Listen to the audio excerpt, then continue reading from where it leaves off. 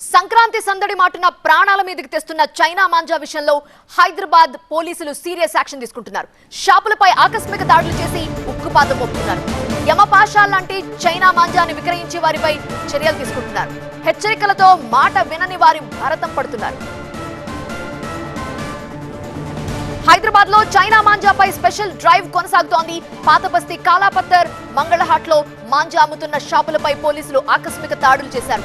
వందల సంఖ్యలో China మాంజాల bundles స్వాధీనం చేసుకున్నారు. 4 రోజుల్లో 43 లక్షల రూపాయల విలువైన మాంజా దారం స్వాధీనం చేసుకున్నారు. చైనా మాంజా అమ్ముతున్న 200 మందిని అరెస్ట్ చేశారు పోలీసులు. 1 వీక్ నుంచి స్పెషల్ డ్రైవ్స్ చేస్తున్నాము.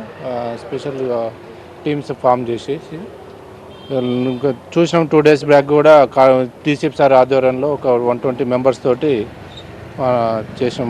కార్డనెట్ సెర్చ్ చేయడం జరిగింది. ఇక్కడ నుంచి దాదాపు 200 షాపులు ఉంటాయి, బిజినెస్ ఏరియా మొత్తం చేసినాం. దాంట్లో ఒక 250 ప్రొహిబిటెడ్ మాంజాస్ కూడా సీజ్ చేయడం జరిగింది. 16th వరకు సంక్రాంతి ఫెస్టివల్ 16th వరకు ఉన్నది. 16th వరకు రైడ్స్ కొనసాగుతూనే ఉంటాయి. స్పెషల్గా ఈ 2-3 డేస్లో ఎక్కువ ఉంటుంది మా బిజినెస్.